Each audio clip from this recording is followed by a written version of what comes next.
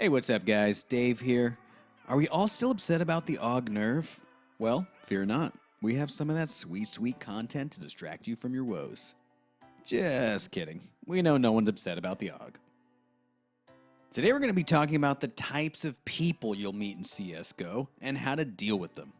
Players come in all shapes and sizes, but play enough games and you'll start to see some of the same personalities over and over. We're going to be going through 9 of these stereotypes. Whether you're playing matchmaking, ESEA, or Face It, you're sure to come across a few of these guys. So let's dive right in. Our first type of player is the rusher. This guy has no time for your nonsense strategies or teamwork. He needs to go now. You're not sure where he's going. Maybe he doesn't even know, but he's going there fast. Rush B no stopping were this guy's first words. The rusher usually doesn't have a mic handy. No, that'd make it too easy for him to explain what he was up to. And where's the fun in that? It's far better for you to have to wait until the round starts and watch whichever direction he sprints off in. Irritatingly, the rusher will quite often get a kill on his travels. It only encourages him to do it even more. So you start second-guessing yourself. Is he actually a genius? Could he have done so much more if everyone was with him? So you guys all decide to follow him one round, like proud ducklings. He's going to lead you to victory. He must. He's already doing so much on his own, and, inevitably, we'll all get mowed down by the enemy in moments. Because of course, rushing every round doesn't work in CS. Stick to your gut and try to rein in the rusher. Your team is strongest when it's together. Our second CS stereotype is the fake info guy. You're not sure if he can't count, he's overenthusiastic, or he's just in blind panic. But you cannot trust this guy's calls. He's huddled up to Van on Mirage. Catches sight of one T player, then the call comes in. B, they're all B. You quickly run over to help because you're trusting and have no reason not to believe him. It's suspicious that in the time it's taken for you to rotate over, there's not been any gunfire or grenade sounds. You get settled on B and hear a voice. Bomb has been planted, but you didn't hear the plant sound. And where are the bomb beeps? No one has even made it into the site. Oh. You haul over to A, but it's too late. You're annoyed at your teammates, sure, but you're even more annoyed at yourself for listening to him. Every round after that, you're watching that minimap like an eagle, waiting for a bomb icon to appear before you even move an inch. But don't worry, that's how you should be playing.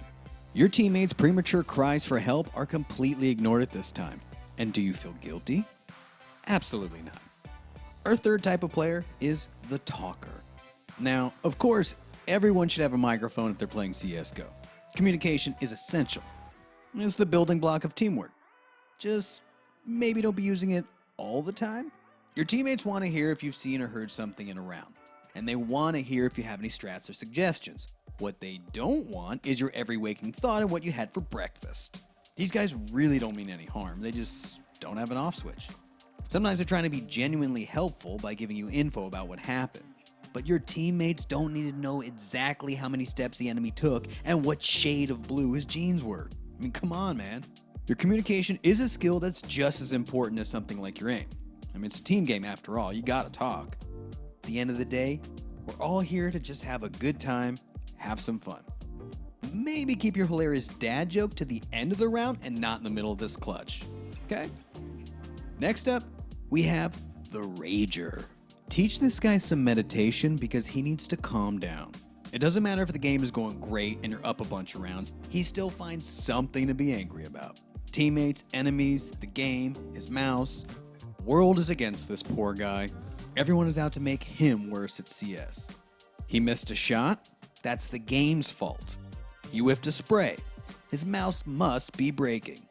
The enemy pushes through smoke and kills him. What a stupid enemy. Why did they do that and beat him? The best cure for this guy isn't to ignore him. He'll just keep shouting at thin air. Instead, kill his rage with kindness.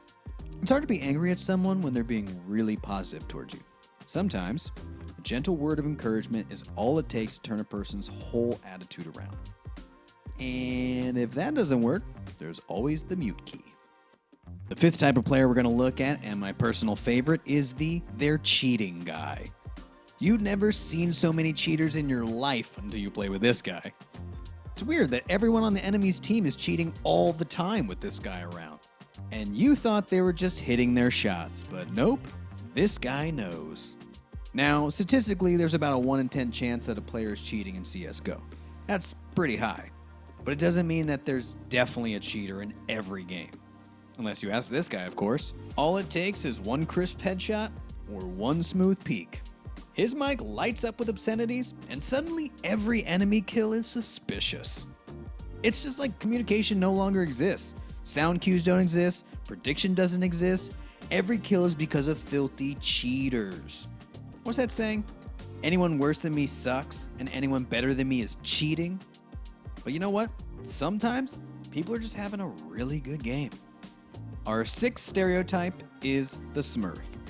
Maybe they're on your team, maybe they're on your enemy's team, but they're out there. Someone deliberately playing at a low rank or ELO usually has their reasons. It's just that none of them are good reasons. They'll have excuses like, I only Smurf to play with my friends, or I don't want to lose rank on my main, or I only play this account to mess around. At the end of the day, they're still disrupting the game for 9 other people. But the real salt comes out if they start losing. My main is global, so you guys must just be bad. The idea that they could lose at a lower level than their rank just breaks them. They start blaming everyone else because it couldn't possibly be their fault. If you come across a Smurf, it's best to just ignore everything they have to say about their ranks. Treat them the same as anyone else, because as long as they're on this account, that is their rank. Next up, we have the all aim, no brain guy.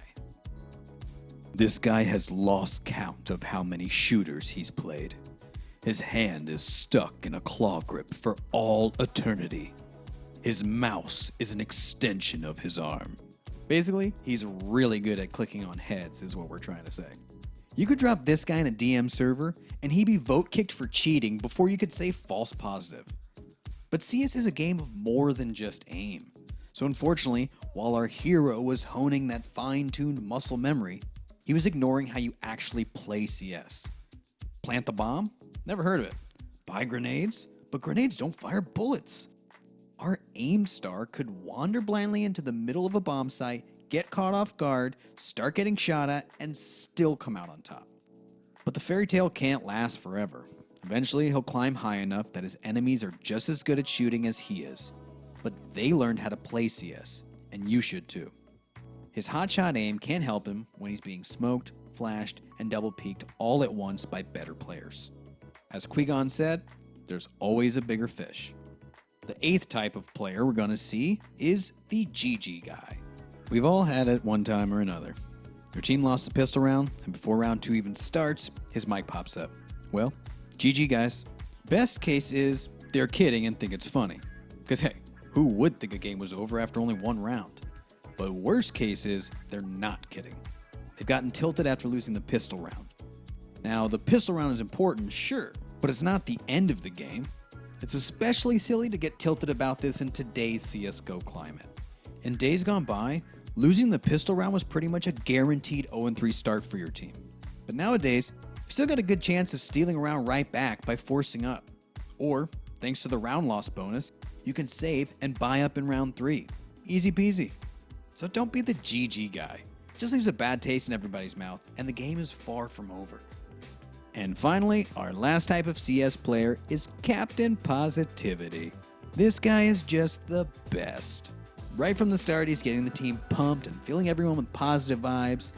His battle cry is, "We got this, boys," and he means it. If a golden retriever was a person, it'd be him. After every loss, he's telling you how close the round was and that you did great. He's there to catch any negativity and smother it with a can-do attitude. He's the positive role model you've been looking for your whole life. Every win with him on the team feels like a juggernaut of motivation that won't ever stop. It doesn't matter if the scoreboard has you down 10 rounds. He takes the game 1 round at a time, and you just won 1. So there's nothing stopping you winning the next 15 too. But the game has to end eventually. And just as quickly as he came into your life, he's gone. You're not bitter. I mean, he's done his work and you're feeling great. You know he has others that need him now. So, take what you've learned from Captain Positivity and bring it to your next game. And if you want to meet players like Captain Positivity every day, then be sure to check out our InstaPro coaching service, where you can get instantly matched with top-level players who will help you take your game to the next level. That's it from us today. Let us know in the comments below if you think we missed out on any stereotypes, or if you've had any experience with any of these types of players, or maybe you were one. Did you used to be a rager who's now turned into Captain Positivity? Have you been working to climb out of the all-aim, no-brain hole?